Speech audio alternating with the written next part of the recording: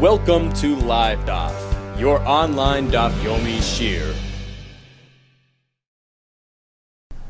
Shalom Aleichem, welcome back to today's Daf Yomi, Menachos Daf Ayin Vav. We begin right on top of the Mishnah. Kol Menachos. So all the material meant for the mincha has to be properly sifted to ensure that we separate the skins, the chaff, the inedibles from the edible kernel, and actually we need to have pure soilus, the flakes, not the actual powder or flour. It's the flakes, the soilus, which is the high quality portion of the kernel that's meant to be used for a mincha. How do we achieve that result? How do we ensure proper sifting, proper separation of the primary elements from the rest? So every mincha requires 300 shifa, rollings. So you roll the kernel back and forth to loosen it up, to facilitate proper separation and proper sifting. 500 punches. So you strike at it 500 times. And both these processes, the shifa and the be'ita, are both on the kernel itself. Shifa u'be'ita b'chitin takes place with respect to the wheat kernels. So you roll them back and forth and you bump them so that it loosens it, separates it, and we have a proper sifting following that. Rabbi Yosef, he disagrees. He says it's not done on the kernel. Actually, it's done once you turn it into a dough and you roll it and you bang it, so you get a proper mixed dough. Now, a mincha is comprised of loaves. How many units per mincha? Kol menachos bois eser eser. A mincha is comprised of 10 units, 10 breads. Chutz lechem apanim v'chavite kohen gadol. We have two exceptions to this rule. Lechem apanim, placed on the shulchan, on the hechel, which is going to be 12 units, and the chavite kohen gadol, the chavitin, which are brought every morning and afternoon by the kohen gadol, is comprised of 12 units rather than 10. Sheheim, because these are boys, come as a package of 12. Shtei mesrei. Div Rabbi Imer, no, kulam boys shtei mesrei. All menachos are comprised of 12 units per, except for some that have only 10. Chutz mechales toida, the breads of the toida, which come 10 units per. Unaziris, and the breads of the nazir, shein boys eser eser. There, it's 10 per package. So, in terms of the spectrum, on the one hand, you have some which are certainly 12, lechem apanim, which the pasuk refers to as shtei mesrei chales, and you have the chavitin, which are derived, are connected to the lechem apanim through Gzeir Shav, as we're going to see in the Gemara, chuka. So there too, it's 12 units. On the other side of the spectrum, we have toida and nazar, which are certainly 10 apiece, as we're going to see in the Gemara as well. And the question is regarding the rest of the menachos. Are they meant to be 12 or 10? Rabbi Yehuda says 10. Rabbi Meir says 12. Okay, first let's go back to the shifa and the be'ita. Tana, we're going to the brisa. We follow the following formula. Shaf achas, he first does 1 shifa, ubay shtayim, and 2 be'itas. Then he does 2 and 3. Shaf shtayim, 2 shafs, and ubay chalish, and 3 bayits. And Rashi explains, if you follow this formula, at the end of the day you're going to have basically 3 shaf or 3 shifais per 5 be'itais. Because if it's 1 shifa to every 2 be'itais, and then followed by 2 shifais to 3 be'itais, so it's a total of 3 shifais per 5 be'itais, so it's 3 to 5 per proportion. Ultimately, you're going to end up with 300 to 500, as per the Mishnah. Now, shifa is sort of a roll back and forth, right? But Rabbi Yirmiyah, how do you count it? Amtuye vasuye. Amtuye means going, vasuye means coming back. So basically, back and forth. Is that counted as 1 chad? Or perhaps it's considered like 2, 1 this way and 1 this way. How is that? Take it, we leave it unresolved. Shifa bita bechitin, according to Tanakam, you do this to the kernels. Rabbi Yosef you do it in its dough stage. Now, was it basically merely adding, aside from doing it to the wheat, you do it to the dough as well, or is it instead only to the dough? Did he mean the dough and not the chitim? Or perhaps he meant in addition, after batzak, you do it to the dough as an addition to the chitin. Tashma, we have a brisa, it's only on the dough. The sanya. The brisa says, according to Tanakama, shifa b'ita is bechitin. Rabbi Yossi Omer, no. The entire thing, shifa, the whole bita is only bebatzeik in the dough, only to ensure a proper mix of that dough. Kol menachos boys v'chulu shtei mesri. So in terms of the number of units per mincha, we have this machlekes. So again, on the one hand, we have lechem hapanim, which is 12. Likewise, chavitin, which is 12. On the other hand, we have the toida and the nazar, which is 10. And machlekes is regarding the other menachos in the middle. What are they meant to be compared to? So the ones of 12 and the ones of 10. So first of all, lechem hapanim, behet yiksib be, we have a pasuk, which says, shtei mesri chalas, v'fisa oisa, shtei mesri chalas. Clearly, it's 12. Likewise, the chavite kohen gadol, that's derived by way of Gzeira Shava from the connecting it to the lechem hapanim. Asya chuka chuka with lechem hapanim. And both it says chuka by the lechem hapanim. It says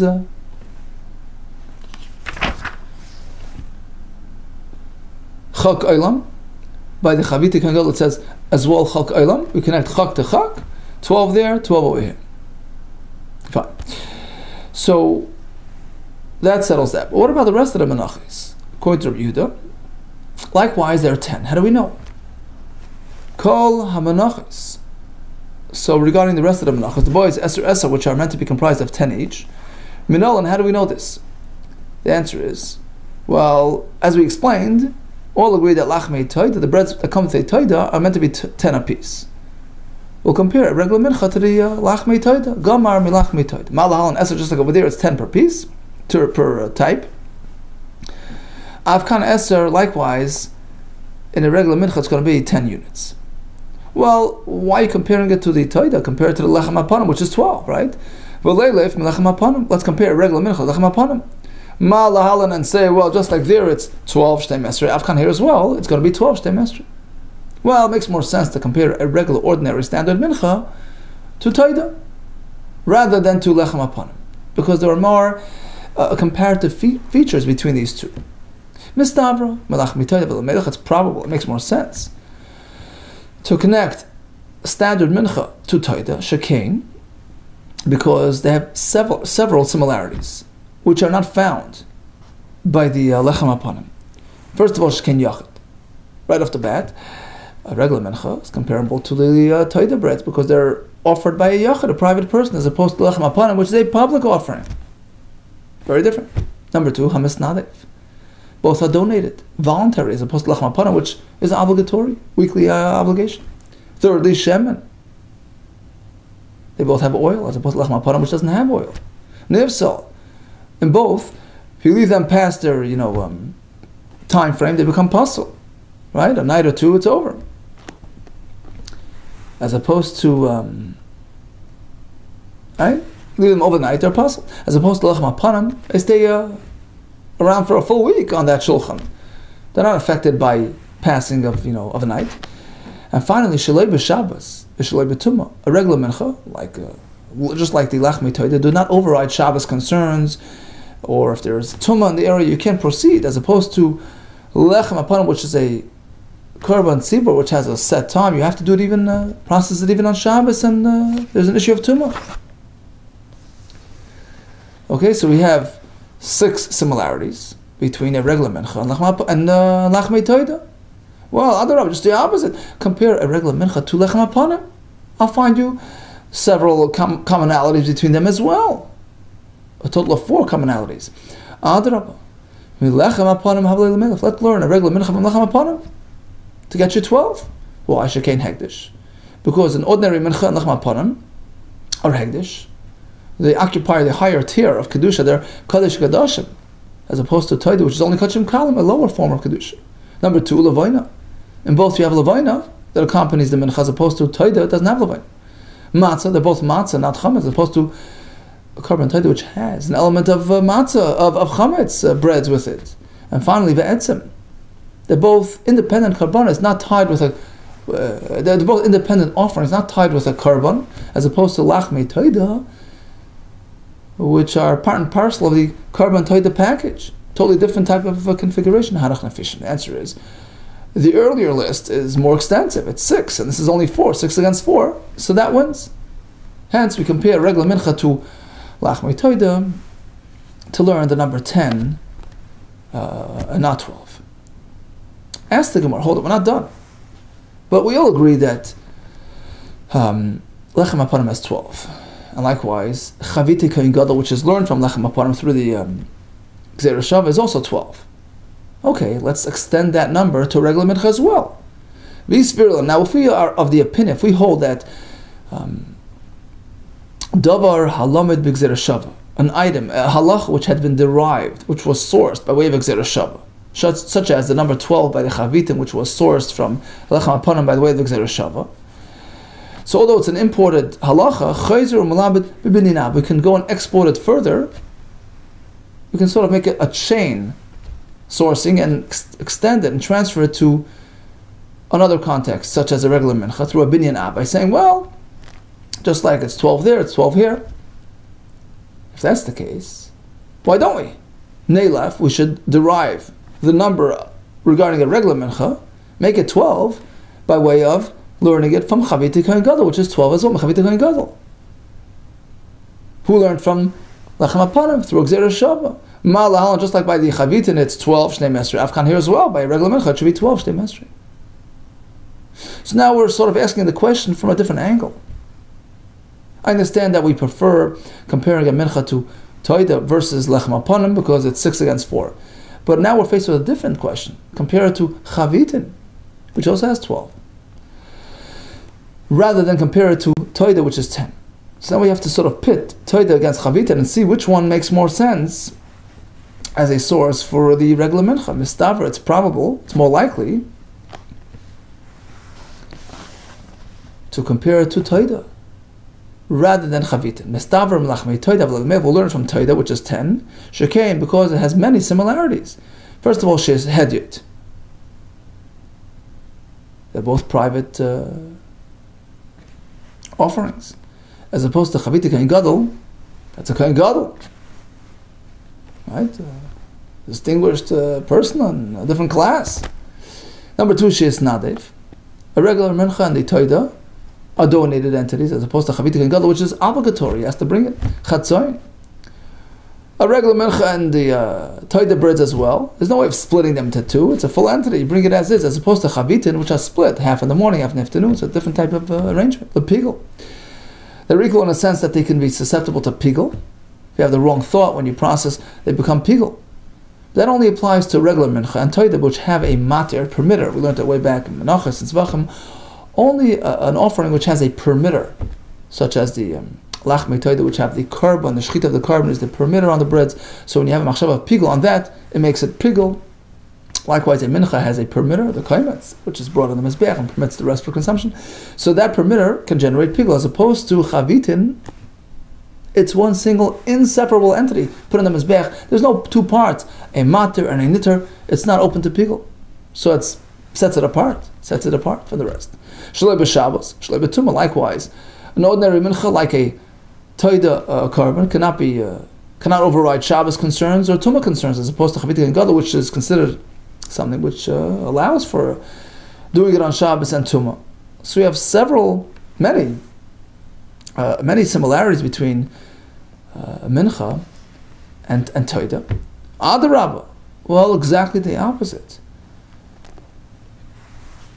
Here it's only 6 commonalities. Here come 8 between himself and chaviti kohen gadol, which should lead us in that direction and give us the number 12 units. Adarabba chaviti kohen gadol, we should learn chavitin.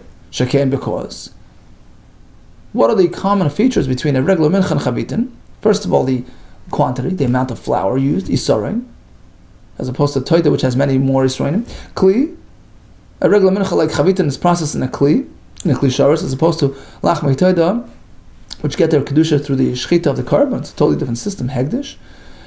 A regular mincha is kadesh kadashim, like chaviti kohen gadol, as opposed to toida, which is kachim kalam. Ulavayna, they both have lavaina, as opposed to toida, which doesn't have. Matzah, they're both matzah, as opposed to toida, which has an element of chametz. Ve'etzin, they're both independent offerings, as opposed to toida, which is part of a package on account of the carbon. Hagasha, they both have hagasha done, so they take the kli containing the mincha.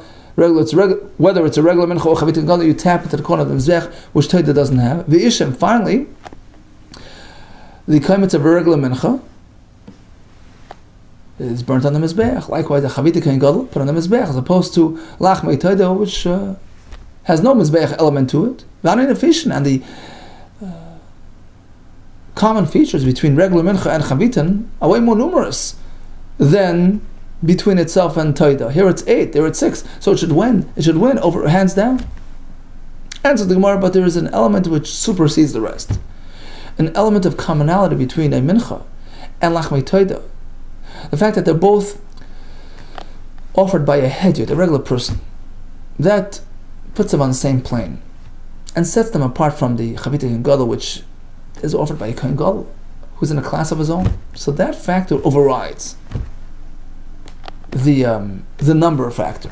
Hedyot he prefers comparing a mincha which is brought by a regular person to lachmei toida, likewise, which comes through a hedyot as opposed to chavita kohen gadol. Hence, according to Rabbi Yehuda, we will now conclude that a regular mincha is comprised of 10 units as opposed to 12.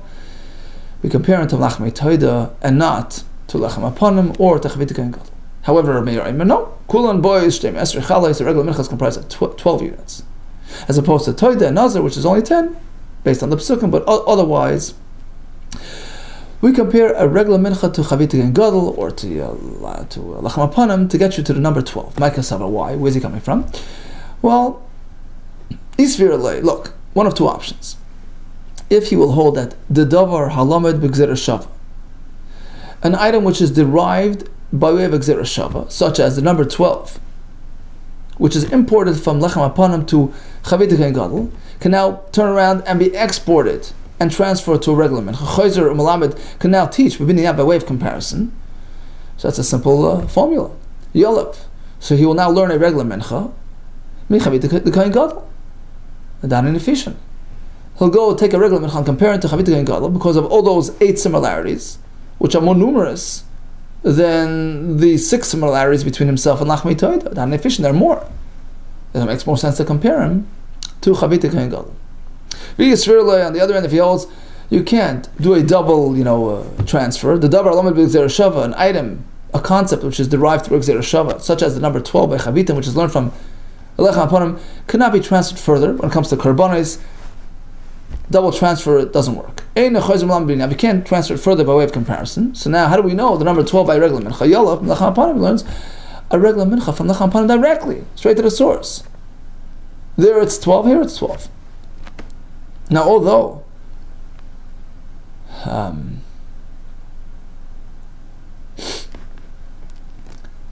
there are more comparative elements between a mincha and lachmei toida than a mincha and lechem aponim, as we said before, still yolaf min lechem aponim. Why? Hegdish megdish adafle, because there is one factor there that overrides. A regular mincha is kodesh kodashim, like lechem aponim, and therefore he prefers that connection over a regular lachmei toida, which is kachim kalam. Hence, according to Rameir, we now apply the number 12 to all menachos, except, and this all agree, except for lachmei toida, chutz from lachmei toida v'naziris, shein boys eser. Over there it's 10 units per type, per package. How do we know? Lachmei toida, v'hadyu ksibu, by toida we have a clear pasuk. What's the clear pasuk? You see, it doesn't really say the word 10, the number 10, but the pasuk does say that, look, this is the, just step back for a second. Lachmei toida is part of a package. You have the korban toida, the animal, which is accompanied by 4 types of breads. 10 each. We have chametz, that's one type. We have 3 types which are variations of matzah. One is called chales, more like loaves. One is called rekikin, more like crackers, and revucha, which is boiled, scalded. That's how it's done. And the pasuk says he meant to take one of each type. V'yikriv mimenu echad mikol korban. You take one of each type as a korban. Truma lashem. Now we're going to learn later that truma means 10%, like trumas maser, which is 10%. That's the Levi giving 10% of his maseration to the kohen. Well, if v'yikriv mimenu echad means you take one loaf of this type, and it's going to be 10%. Apparently, how many loaves do you have? You have 10 loaves. There you go. So that's our source. that by Toida it's 10 loaves. What about Nazirus? A Nazir brings a similar type of package, a carbon with breads. How do we know it's 10 per type? Because by the pasuk regarding the breads of the Toida, it says Zevach al Zevach Toida Shlamov. And the Gemara makes a drasha. The word Shlamov, which is extra, is L'Rabi Shalmei Nazir, to include Shalmei Nazir, and give it the same formula. So likewise there, it's going to be 10 units per type. Omar of Turvi bar Kisna Mashmo, although preferably meant to make 10 units per type, let's say he didn't. Instead of making 10 units times 4 types, totaling 40 breads, he made 4 jumbo breads, 1 per type. Omar of Turvi bar Kisna Amar Shmo Lachmei Toida She'ofan Arba Chalas, he baked them as 4 single jumbo units. Yeah, it's okay, it passes. What do you mean? V'bina barn, we just need 40 total. Mitzvah.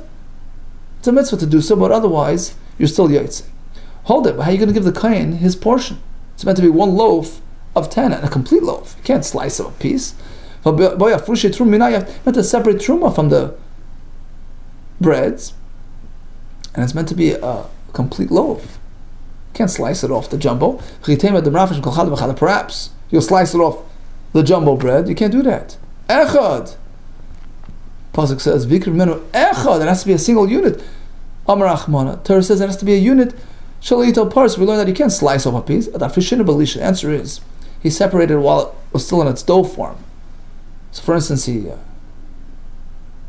divided the dough into 10 clumps, and one of them he gave to the kohen.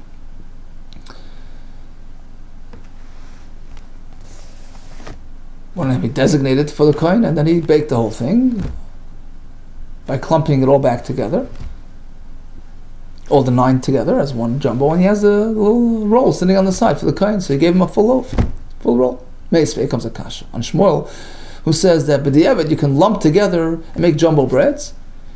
Brisa says otherwise. Meisvei kol ha-menacha shriba b'midas chalos. A mencha whose number of units, number of loaves, were increased beyond the required number. Sorry, he made big loaves. Or he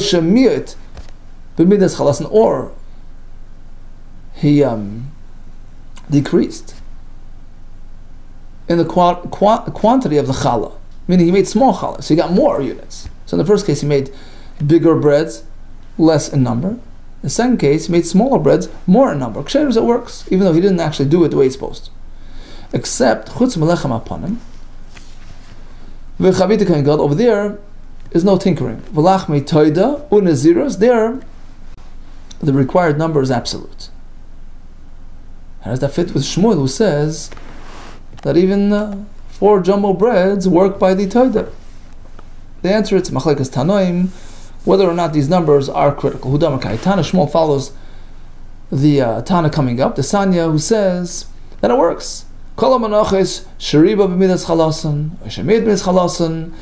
If he tinkered with the size and the quantity of the chalas, ksheirus, it works. Chutz melechem apanim chavit going, except for those where it says chukah, it's absolute.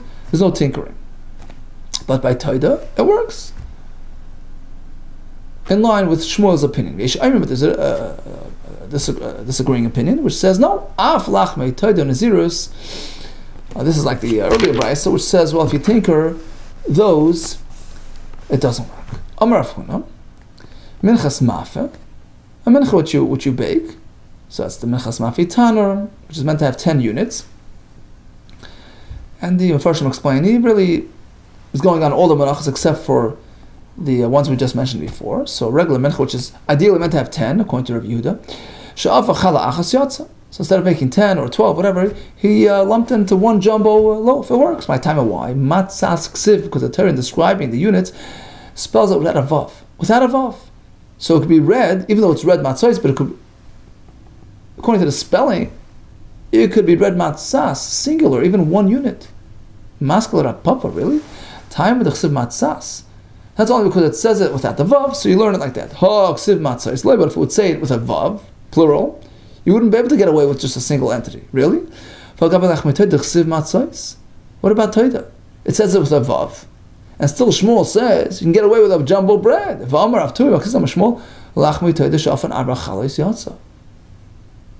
you made them to 4 jumbos instead of 40, you're okay. How you pliga?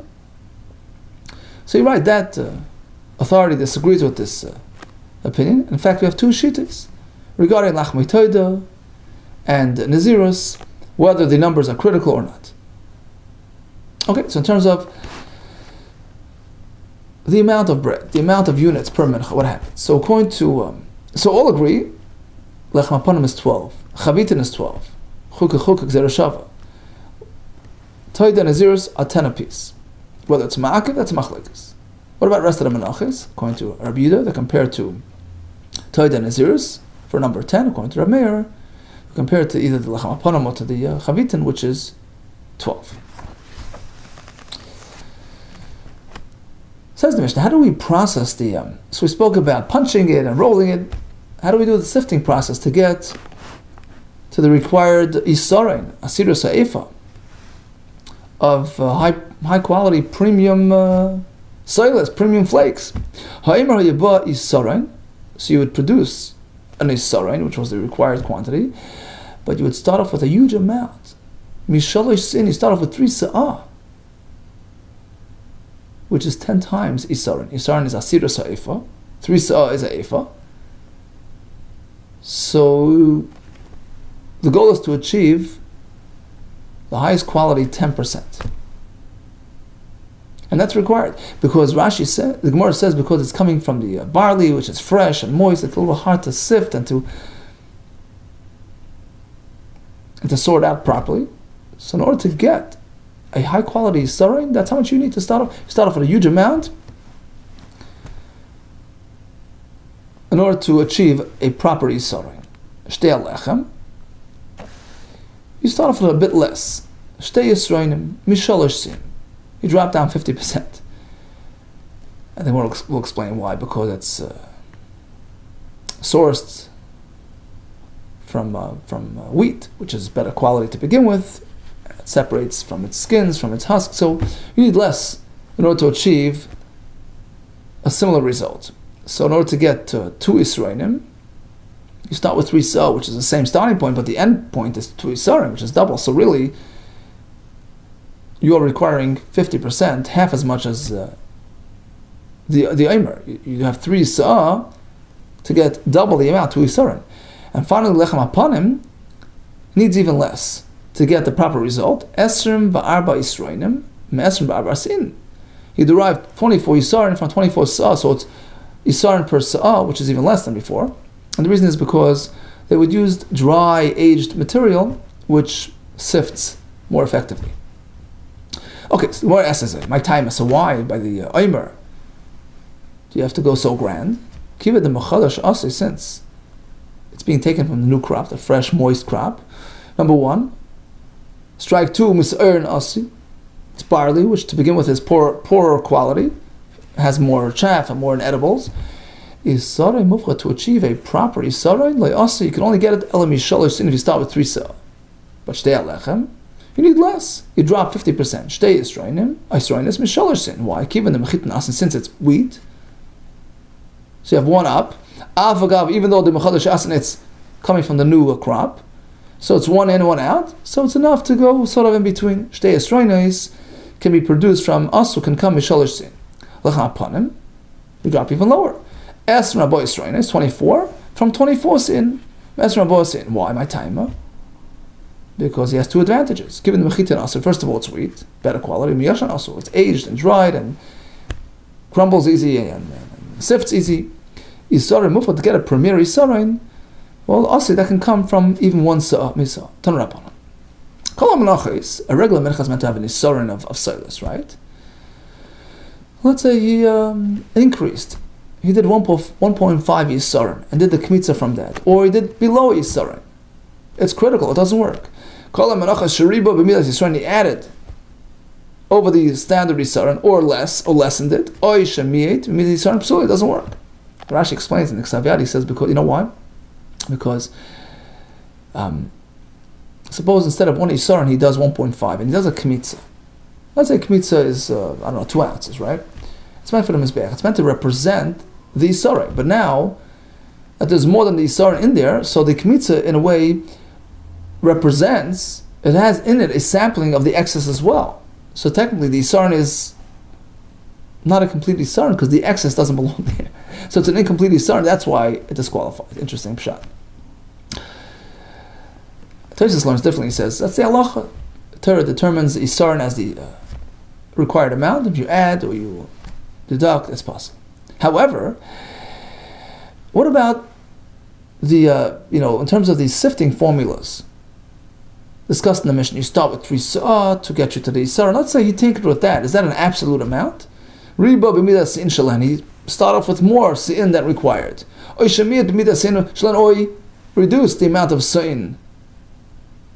Then it still works. Meaning, even though he didn't follow the Mishnah's formula perfectly, ultimately, if he has high quality product, at the end of the day, it works. How high quality do we need? Says the next Mishnah. Ha'omer, listen to this elaborate sifting system. Ha'omer ha'menupa b'shloishes rinafa. The omer, as we explained, is a more challenging type of proposition. It needed to be sifted 13 times over to get to clear high quality soilis. Shtei lechem. Well, it was elaborate, but not to this extent. Only 12 siftings. We dropped down even one more, B'yur Aleph 11. There was no, Tanakama learns according to Rashi, it's Halachah Moshe Sinai. These were, etched in stone. Reb Shimon says there was no absolute number. It's just a matter of achieving high quality results. Reb Shimon Omer, there was no exact number attached to it. Ella, rather, soilis menupakal tzarcha. Make sure you get properly sifted soilis. Maybe that's what you bring. Shenemar, the pasuk says, "Lokachta soilis." Make sure you bring soilis. That works. V'visa oisan, make sure it's suitable for baking. While you bake it, meaning there's no specific, procedure. Ashte menufakal tzarcha. Make sure that it's properly sifted. Now, how do you go about doing this very specific sifting system? So, before we begin, the Rashi explains that there are two functions. There are two things we're trying to achieve here. Number one, the separation of the inedibles from the edibles, right? The chaff, the husk, the encasing, the subin is meant to be separated from the edible kernel. Now, number two, there's another function to this sifting, which is to separate within the kernel itself the kamach, the powdery material, which is not suitable for mincha use. You need to have soilis, flakes. So you're meant to separate that from the soilis. To achieve the first, you would use a more coarser type of sifter with larger holes to separate the kernel from the husk. So it would grab the husk, would grab the subin, and drop down the kernel. The more finer sifter is meant to separate the kamach, the powder, and send that off and keep the flakes. Tanarabbanon, badaka bagasa, badaka bagasa. They would employ a system which would alternate between daka, which is the finer, and the gasa, which is the more coarse sifter. And this system would be repeated repeatedly 13 times over to achieve the best results. So basically, it would get progressively finer and finer as you proceed. Fine, coarse. Next, fine. This fine is finer than the previous fine. Next is coarse, which is a bit less coarse than the previous one, and so on and so forth. Reb Shimon Omer, according to him, at least according to Tosfos Pshat, it was 13 sifters lined up, and you just run through all of them. One over the other. And the uppermost was more coarse than the one below it, and so on and so forth, until you get finer and finer. The upper one, or upper ones, relative to the ones below it, would catch the subin, the chaff. The ones below, as you progressively, advance to finer and finer, relatively catch the pure soilis. Okay, so different system of how to achieve this pure soilis. It wasn't necessarily, exactly 13. It's just about achieving the best product. Here comes the question: do we buy soilis professionally sifted, or can a person just take raw material, wheat, and grind it at home? Right, more economical. Tanu Rabbanan, soilas v'afisa oisa. Pasuk says that Malama shenekecha soilas. You meant to buy. This is for the lechem apanim. You can buy it as soilas. Who says maybe if he wants to buy chitin, can he do that? Can he buy chitin and process it in the Beis Hamikdash? L'kachta says you can buy it even in its raw format. Perhaps this allowance that we give to the lechem apanim applies to every mincha. A private person could buy raw material and do it at home, which will not achieve the same results because he's not a professional. Can he do that? This leeway was only granted lechem apanim, but typically you got to buy the finished product, professionally produced, to ensure proper quality. Why is lechem apanim different? Why do we make an exception there? To save Klal Yisrael money, right? Because let's realize it wasn't just a one-time event, like a personal mincha. Rashi says it was every week, right? Pretty significant amount of material, 24 yisarim. So it would be a big savings to allow them to process it domestically. And the Torah is very concerned about preserving Yiddish Geld. What do we mean Pnei Chisachin? Why is that a factor? Saving money? We find that Torah is concerned about preserving the property of the community. Where do we find this in the Torah? It says when Hashem instructed Moshe Rabbeinu to extract water from the rock, Hashem went out of his way, so to speak. The Torah stipulates it's for you and for the animals. Take care of the animals. Is it be enough for them too? Feed give the community to drink and their animals. Hashem made a miracle, to accommodate even the animals. Apparently, the Torah is concerned about preserving Mammon Yisrael. Likewise, we look to preserve it when it comes to expenditures in the Beis Hamikdash. Hadron loch, elu, menachos, nekmatzes, all the best, even atzlach.